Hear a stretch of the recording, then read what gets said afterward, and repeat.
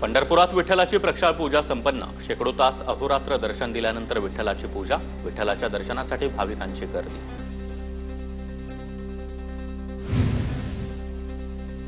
फलटण तालुक्यातील जिंती आणि फडतरवाडीमध्ये देवांच्या बंधुभेटीचा मोठा उत्साह। जितोबा आणि ज्योतिबा या दोन्ही देवांची बंधुभेटीचा कार्यक्रम। 400 वर्षांची परंपरा।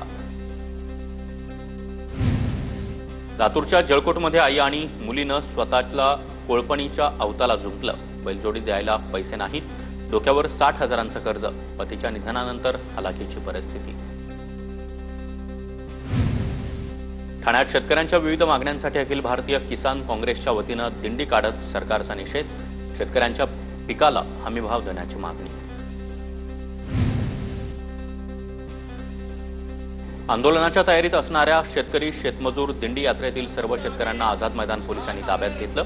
आंदोलनासाठी परवानगी नसल्यानं पोलिसांनी शेतकऱ्यांना ताब्यात घेतल्याची माहिती।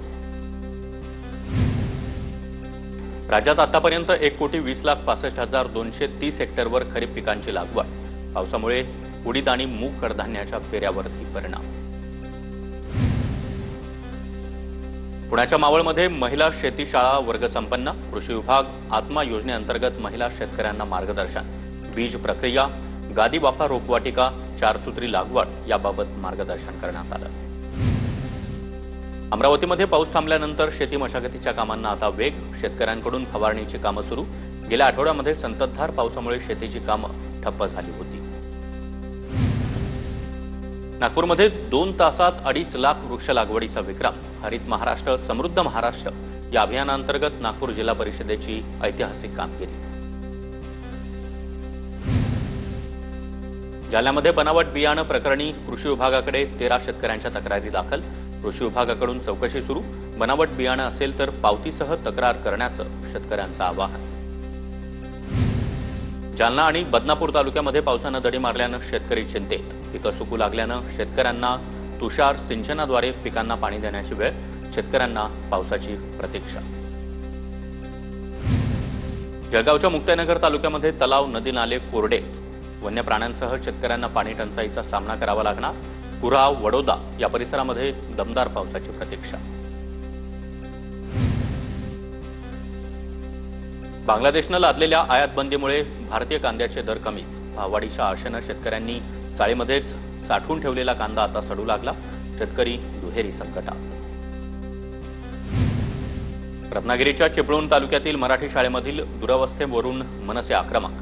15 दिवसामध्ये मराठी शाळा दुरुस्ती उपाययोजना न झाल्यास तीव्र आंदोलन करण्याचा मनसेचा इशारा।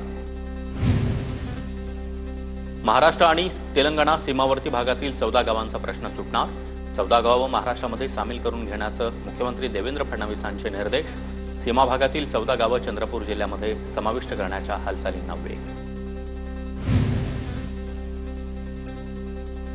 वर्ध्यातील भाजपच्या कार्यकर्त्यांना जिल्हा कार्यकारिणीबाबत उत्सुकता। कार्यकारिणीमध्ये कुणाला संधी मिळणार याकडे सर्वांचंच लक्ष।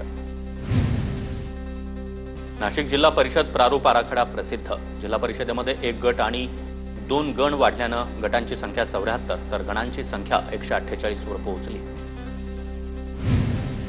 आष्टी तालुक्यामधील देसूर ग्रामपंचायतमध्ये भ्रष्टाचार झाल्याचा आरोप। चौकशीच्या मागणीसाठी लहू भवर यांचं 2 दिवसांपासून उपोषण।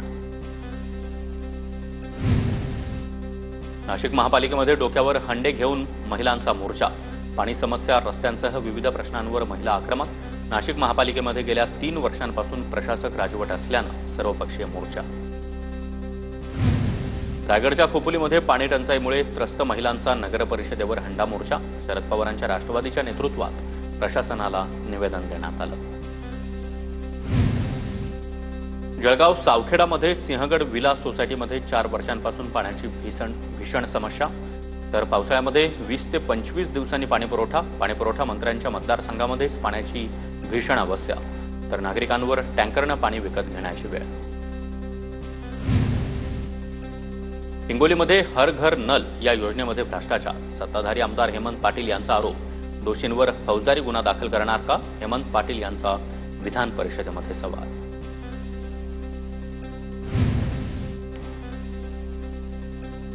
जळगाव जिल्ह्यातील 40 गावचा कन्नड घाट पावसामुळे निसर्ग सौंदर्यानं बहरला। ठिकठिकाणी धबधबे देखील प्रवाहित।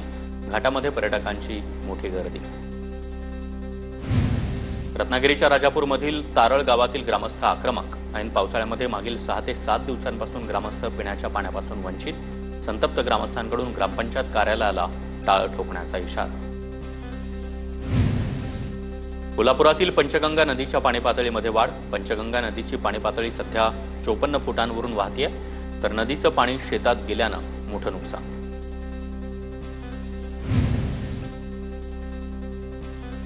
रत्नागिरी जिल्ह्यामध्ये पावसाचा जोर आता ओसरला. अनेक नद्यांच्या पाणी पातळीमध्ये घट. मात्र जगबुडी नदी अद्यापही इशारा पातळीवरून वाहत असल्याची माहिती. कोयना धरणामधून पाण्याचा विसर्ग अजून वाढणार. 6 वक्र दरवाजे 3 फुटांपर्यंत उघडणार. 8000 क्युसेक वेगानं नदीपात्रामध्ये विसर्ग करणार. धरणाचा पाणीसाठा 77.26 टीएमसीवर. सिंधुदुर्गातील हातेरी नदीला देखील पूर. पुराच्या पाण्यामुळे 40 वर्ष जुना केटी बंधारा वाहून गेला. काही गावांचा संपर्क तुटला. जनजीवन विस्कळीत. हातनूर धरणामधून मोठ्या प्रमाणात विसर्ग होत असल्यामुळे भुसावळमधील तापी नदीवरील बंधारा ओव्हरफ्लो. बंधारा भरल्यामुळे पाणी टंचाईचा प्रश्न मिटला. नागपूरमधील मनीषनगर अंडरपासच्या खाली मोठ्या प्रमाणात पाणी साचलं. ड्रेनेज लाईन फुटल्यानं पाणी साचल्याची माहिती. दुचाकी चालकांना पाण्यातून गाडी काढताना त्रास होतोय. छत्रपती संभाजीनगरमध्ये पाण्याची पाईपलाईन फुटली. पैठण रोडवर पिण्याच्या पाण्याची पाईपलाईन फुटली. पाईपलाईन फुटल्यानं लाखो लिटर पाणी वाया.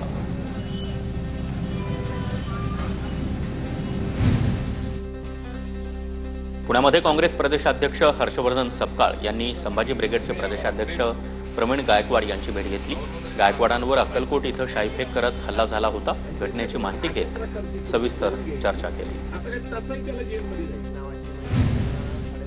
बीडमध्ये विषप्राशन केलेल्या ज्ञानेश्वरी मुंडेंवर अतिदक्षता विभागात उपचार सुरू. डॉक्टर अमोल जोगदंड यांची माहिती. ज्ञानेश्वरी मुंडे यांची प्रकृती सध्या स्थिर. प्राथमिक उपचार केले.